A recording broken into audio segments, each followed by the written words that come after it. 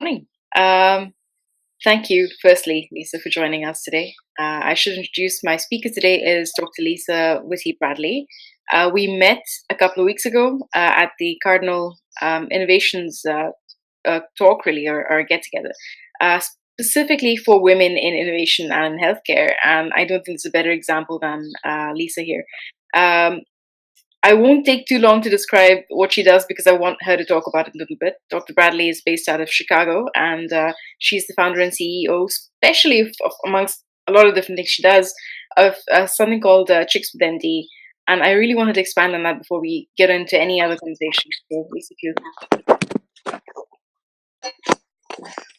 Sorry about not at all. that.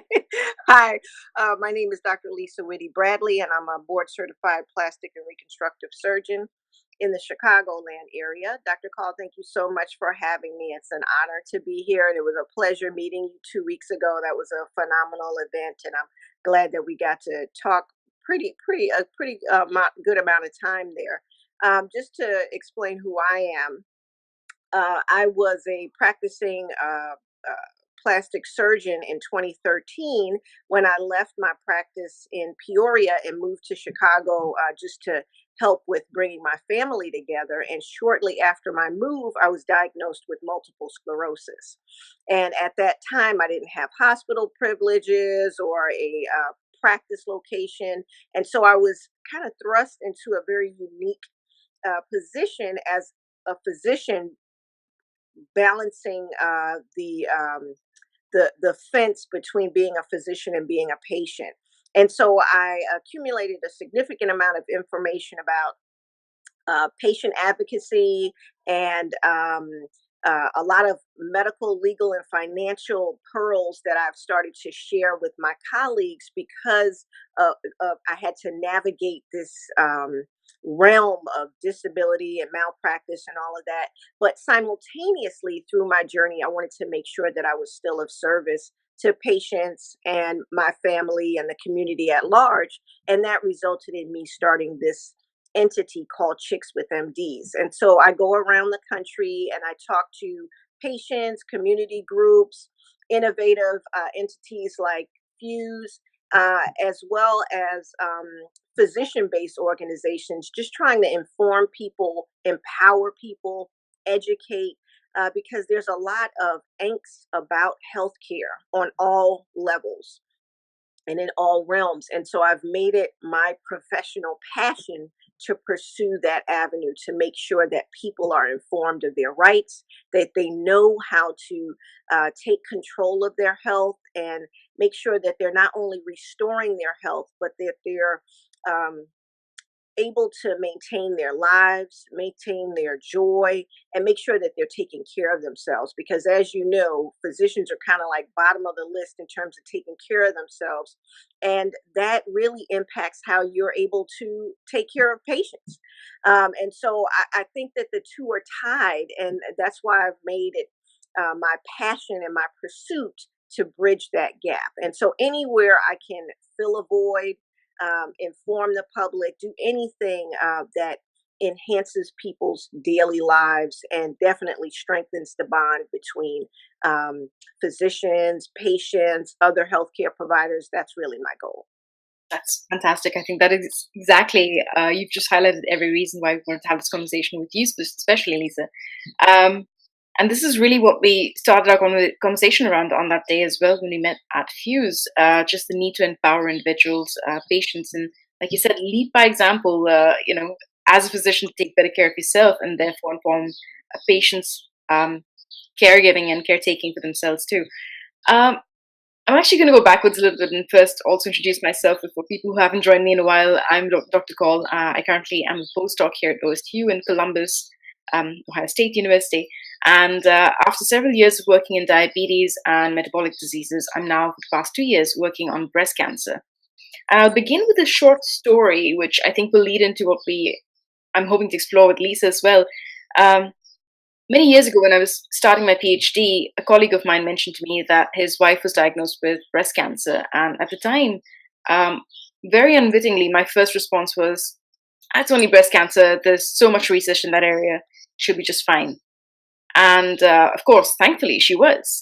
She was very receptive to her therapy. She did just fine. But at the same time, I think it was the course of her treatment, the time that I got to know her a little bit more in that phase, that helped me understand just how unwelcomed and how unpleasant the treatment was, how difficult therapy still is for people who undergo these conditions, and just the psychological, mental, financial stress people undergo, especially without information when they're not fully aware of what's going to happen. The fear of relapse is just um, it's beyond comprehension, and I think it's not the kind of thing we can easily appreciate some days. So that's something that prompted me to go from diabetes research to also start bridging the gap from the molecular level, as you've also alluded to, um, trying to understand, are there ways to improve therapeutics, are there ways to improve diagnostics, so that people can have a better quality of life, even with a condition like cancer, and have much better prospects in the future.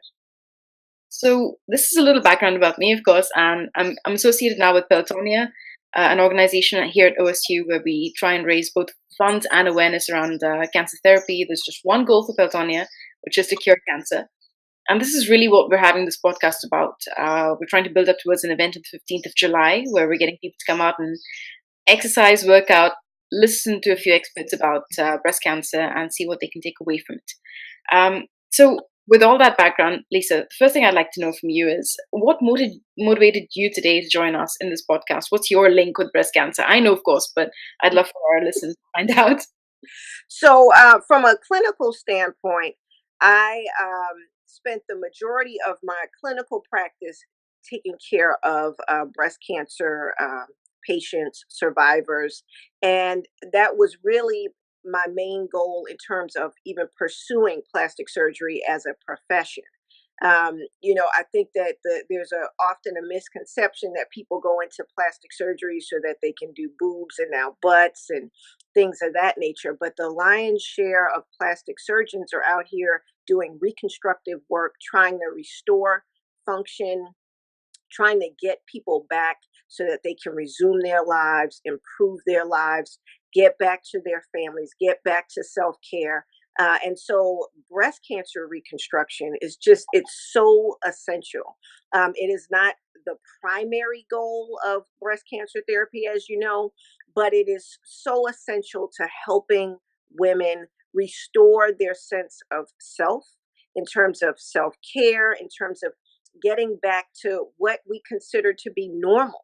Your breasts are a major portion of your life from the time you can remember, and it's essential in terms of erotic stimulation. It's essential in terms of intimacy. It's how we nurture our children.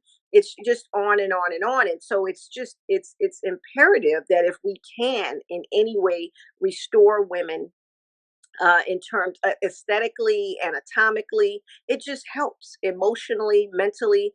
And so that's really what started my journey in terms of wanting to help educate breast cancer survivors. However, now the emphasis, especially now that we know so much more about breast cancer health, prevention, education, there are so many different facets that impact diagnosis.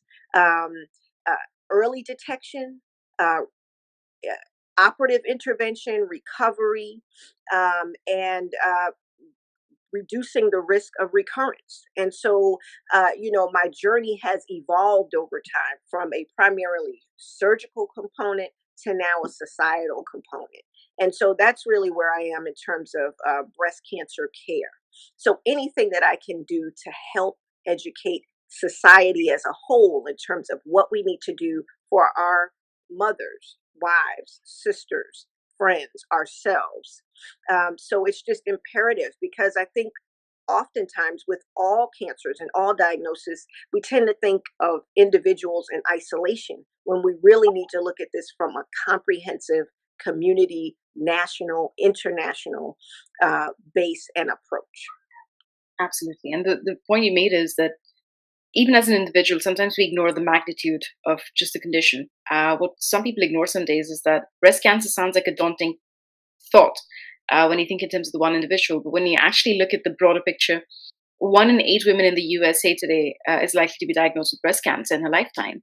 and this is going to be an invasive form of breast cancer, which could lead to far worse conditions in the future, potentially a real threat to their life. And as you also pointed out, it isn't just breast cancer, it's everything else that comes with it. It's the change in their physiology and the change in their bodies, even if they survive. So there's so many components to this that need to be appreciated and fully understood. You can't just treat it as a single sick body that's treated briefly and that's the end of that. So the next question I have for you, Lisa, is in your professional experience, what is the hardest aspect of breast cancer diagnosis for women, or even its incidence in a woman? Is it just the aspect of being diagnosed and the treatment, or are there things that we ignore? I guess from our standpoint, because naturally you've had a spectrum of experience across the different aspects of this condition now, dealing with it in the clinic. So, what's your opinion? Well, first of all, I think that's the best question I've ever heard about in regards to breast cancer, because I don't really think people consider that. What's the worst part of this diagnosis? And the worst part of the diagnosis is that, excuse me, there's a disruption in the lives of not only the patient, but the patient's families. And the reason why I say that is because the mother, as we all know, is the pivotal component of the family. And oftentimes, when mom is down, even for a day, or if she has the flu, or if whatever it is, she goes out of town for a day, it's like the world implodes. And so that goes up exponentially when women are diagnosed with breast cancer. And there's a reluctance of women to take care of themselves to the fullest extent, because they're worried about the impact that it has on their families, not the impact that it has on themselves. And so a lot of times, as a physician or other healthcare providers, it's really trying to build confidence and rapport with the patients so that the focus is on their well-being and curative care for them. And that in restoring their health, they can then get back to their families. So you have to, as women, I don't know about you, Dr. Call, but for me, it's like, oh, well, I haven't had like a spa day in about 5 years. You're just not the focus. The home and the well-being of family is primarily the focus. And so it's really trying to make sure that we emphasize that women must take care of themselves, and in taking care of themselves, then they can take care of others. So I think that's the hardest thing, is knowing that they're going to have a pause in their, 1,001 things that they're going to be doing, but that in getting curative treatment and in taking care of themselves, that they can then get back to their primary focus, which we try and divert it so that the primary focus is themselves and their families. And so I have found that after curative therapy and then reconstruction, plus or minus the reconstruction, because not all women pursue that, but that after the care and they see the comprehensive team approach to taking care of them, that there is more emphasis on, okay, wait a minute, when's my next, if they had a unilateral procedure, when is my contralateral mammography? Or if they've had a lumpectomy, when am I coming back for my post-operative screening studies? There is more of an emphasis on taking care of themselves. So I'm always happy to see that.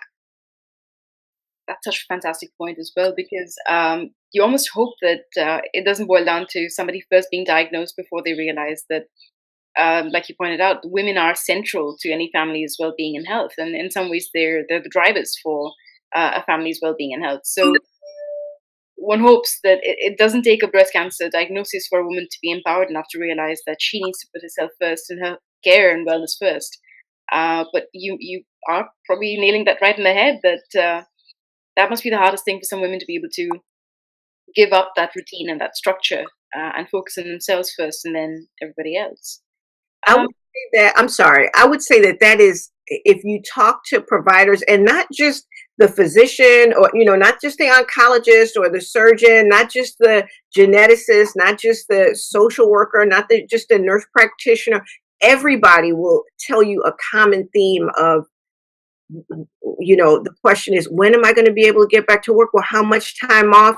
Who's going to take care of the kids? Who's going to take, it there and oftentimes, unfortunately, sometimes there's a delay in that screening study that results in that diagnosis because we are not placing ourselves as a priority. So that, for me, has been a driving force when I talk to people, is that you have to take care of yourself. There's no way, and I'm a primary example of this. I am, although I was genetically predisposed, because there's a tremendous number of people with autoimmune diseases in my own family, I wasn't taking care of myself, and not just like for a month or a year, but chronically.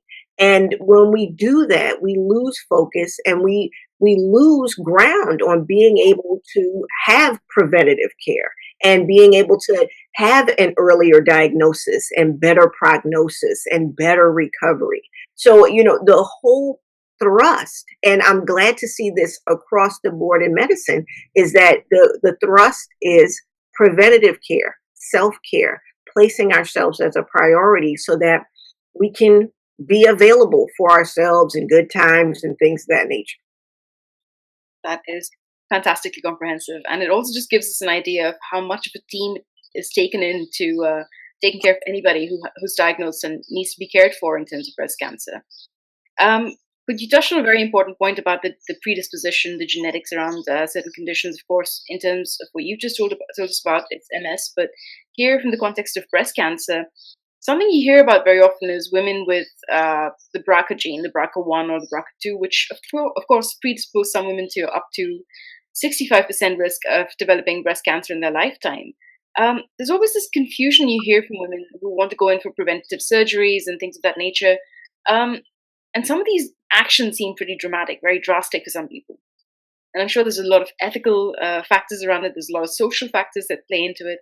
But what sort of, from your professional background, again, from your experiences of this, what sort of counseling do you recommend for women who are at risk of these mutations like BRCA1, BRCA2, or any other form of genetics that can drive breast cancer? Well, the first thing, especially with me being in an urban area and having people who don't necessarily have tremendous access, the primary thing that patients need to know and what they need to share with their physicians is, number one, their own personal medical history, and then number two, their family history. Because oftentimes it's like extracting teeth, trying to get information to know, do you need genetic screening? And oftentimes it's not until we're knee deep in getting their personal history that we find out, oh, they've had two sisters with breast cancer, or they've had a personal history of chest wall radiation, or they've had these things that predispose them and increase their risk to breast cancer overall and potentially early onset breast cancer. So the main thing is knowing their personal and their family history. And then once they know these things, then their primary doctor can start the discussion on whether or not they need just general screening, just regular screening that can start at 40 years of age, or based on their particular personal and family history, do they need early screening? Do they just need mammography? Do they need MRI as well? And what we need to do, have they had any genetic screening that they're already coming with? Or have their primary relatives, their mother, their sibling, or their child had this diagnosis of BRCA1 or 2, and now do they need that screening? So there's a lot that goes into, do you need genetic screening? But it starts with the personal and family history, and then it goes into what their own personal history has been, and also knowing their own genetic history. Like, are they Ashkenazi Jew?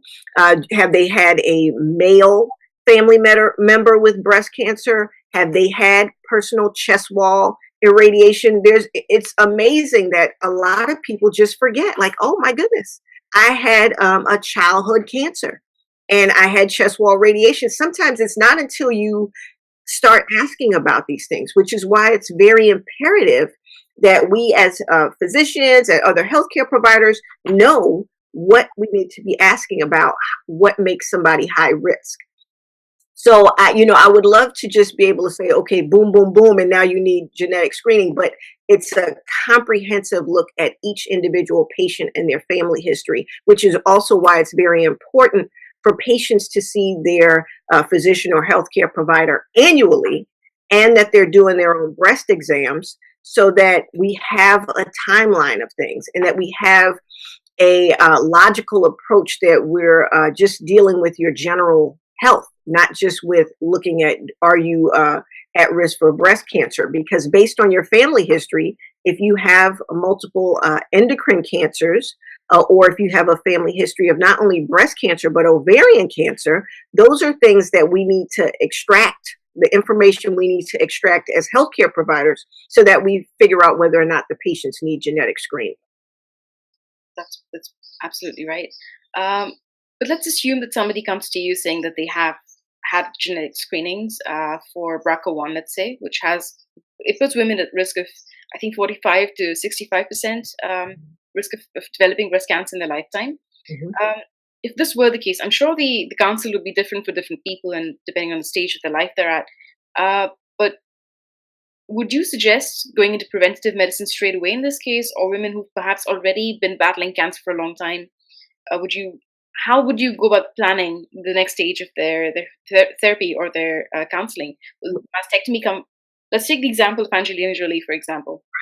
I think that was a pretty hot topic when it first came up. That when she was tested for BRCA and came out positive, it was preventatively that she underwent the mastectomies, and a lot of people had a lot of speculations around that. But it shouldn't firstly be anybody else's business. Naturally, it's the woman's body. But from the clinical standpoint, what is your go-to? Is there pretty much an algorithm around this, or is there recommended, steps that one takes, or how do you go about addressing something of this nature with a patient? So when you look at the CDC guidelines and you look at the American Cancer Society's guidelines, when you have BRCA1 or BRCA2, your risk of developing breast cancer is around 69 to 72%. So that's pretty high. So the discussion at that time with each individual patient is going to depend on how old they are. Are they finished with childbearing age? And then really how aggressive they want to be in terms of preventative health. So the risks are, the options are prophylactic mastectomy, prophylactic oophorectomy, meaning removing the ovaries, and then also medical preventative care like tamoxifen.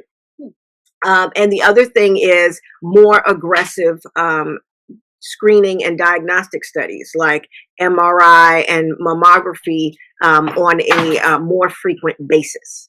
So, but once again, that's going to depend on the patients, because of course, if they have a positive BRCA, and you know how high their risk is of potentially developing breast cancer and ovarian cancer, there are going to be some people who say, you know what, I'm ready. I want a mastectomy. I want my ovaries gone. I just want to be done with this.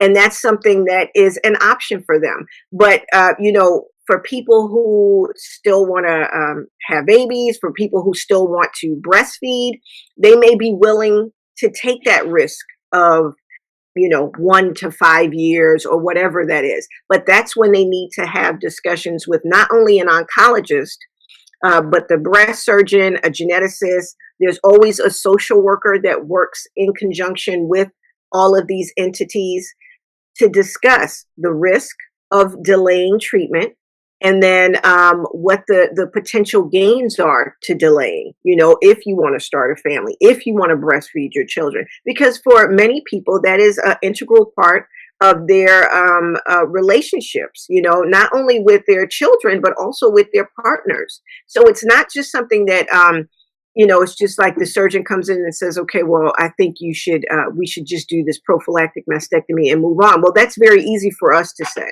as providers. That's a whole different story for a 25-year-old or a 29-year-old who may or may not have a partner.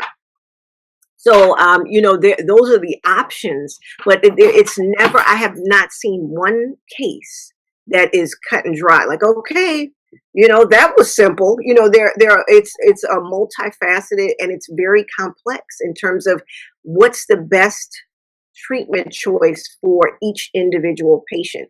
And, if I have combed the literature and I haven't found one that says, okay, these are the steps 1 through 5, and this is we just can't.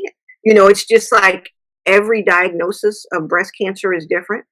Not only just from a cellular level, but from an individual level. Like what we where we are in our lives. What type of support we have at home. If we have a mastectomy and then an immediate reconstruction, do we have somebody at home that can help us after surgery? Do we have somebody who will be able to help appointments, things of that nature? So it's never cut and dry. And the same thing with genetic treatment. I think you've again covered all those aspects that we were trying to touch on, and that's absolutely right. That everything is so complex when it comes to any form of healthcare. I usually say this for diabetes, that no two diabetes are the same, and you can't just paint everything with the same brush. But still, I was curious to see if there's a single modular concept that's followed. Clearly, there isn't. I think it does come down to the individual, the care provider, and the team that they have around them, the support unit. But building off of this, of course, BRCA and its mutations are not as common as the more common reasons for breast cancer, because about 85% of breast cancers, and I think you can confirm this for me, don't actually have family history. And in our present understanding, and this is also why I've expanded my research from diabetes into breast cancer, obesity appears to have a very large role. Obesity together with diabetes, often, sometimes even just as early as insulin resistance. So in the clinical setting, what's been your experience? Have you found a link between obesity and the development of breast cancer in patients? Or do you think that it is something that you find yourself counseling individuals for as well, to potentially undergo either weight loss or a certain form of weight correction treatment in order to avoid certain risks of perhaps breast cancer or other healthcare issues? Indeed. As you know, there's a significant link between obesity and general comprehensive disease issues such as diabetes, hypertension, heart disease. And, I don't think that the public is aware that fat cells convert to estrogen, and that globally increases your risk of breast cancer. So absolutely, anywhere the general population, depending upon the region, the rate of obesity is anywhere from 20 to almost 40%. So it's absolutely an impact not only on breast cancer diagnosis, but then intraoperatively and postoperatively, it impacts treatment, because obesity and your weight and the risk that you have in the operating room in terms of developing clots in your veins called deep venous thrombosis or pulmonary embolism.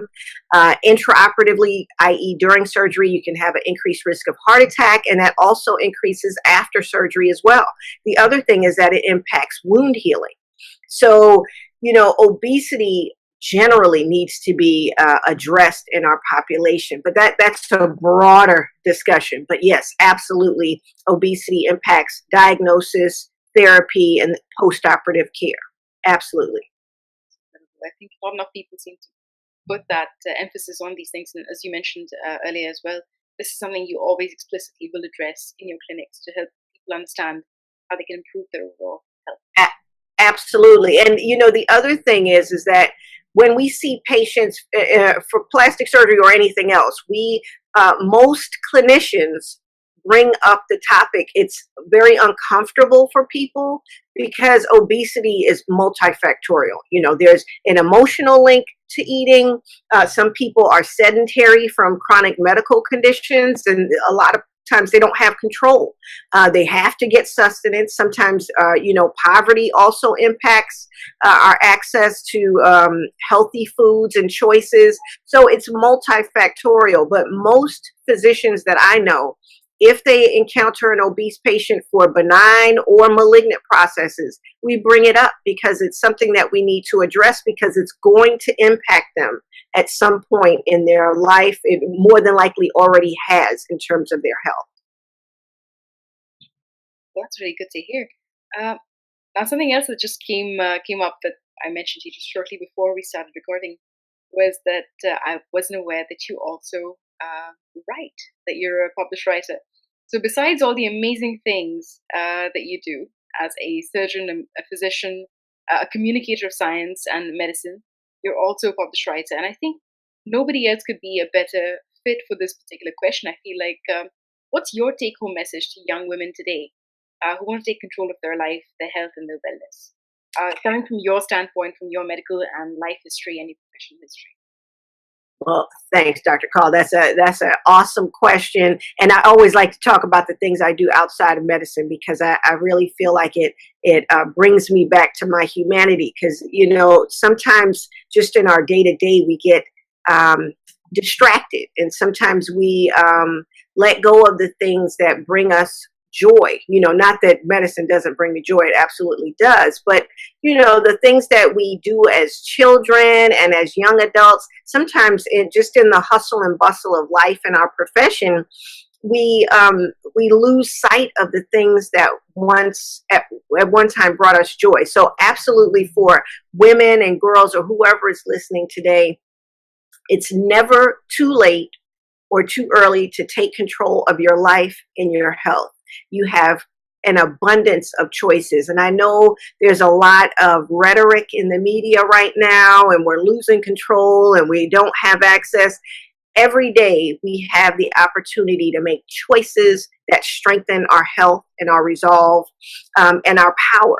And so breast care and breast cancer awareness is one of those things. Right now, when I was coming up as a child, it was absolutely frightening as a child to see somebody with breast cancer because the mortality and the morbidity rate was so high. We are now at a point where we have high detection rates of early breast cancer, pre-breast cancer. We have screening, we have mammograms, ultrasound. All of these things are empowerment for us.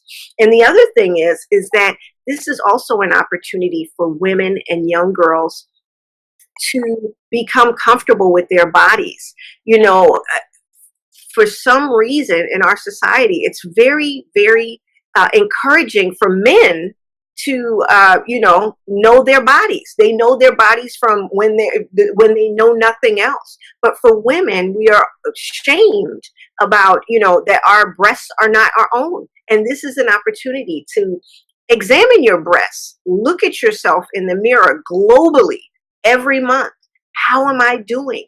And when we do that, you can see the change. I promise you, you can see the change in women when you see them in the office. Like if I see a person in the office for a breast reduction and she and I look in the mirror together and say, okay, now look, this breast is actually slightly wider and larger than the other breast. Things that we're just not in tune to because we have been taught that our breasts are for others, for whether it be breastfeeding, nurturing our children, or intimacy with our partner, but not for ourselves. So this is really an opportunity. Every time I go out and I talk about breast cancer or anything in regards to women, it's a chance to empower. So women should get involved with themselves physically every month, doing their breast assessment, doing their breast exam. But then also when they go in to see their physician or other healthcare provider, they have an understanding and knowledge of themselves that helps in their healthcare. It's great when women come in and say, I've been doing my breast exam for 18 months and nothing. And now this month, I feel something different. And a lot of times, and this is also something that women need to know, the majority of times when you find something, it's more than likely going to be benign. You have cysts, you have benign growths in the breast. Sometimes women are pregnant and they don't know it. There's a lot of different things that go on with the breast. But if you're never touching your breast, you can guarantee that the majority of times you're going to miss it. but and this is what regular family practitioners say. This is what surgeons say.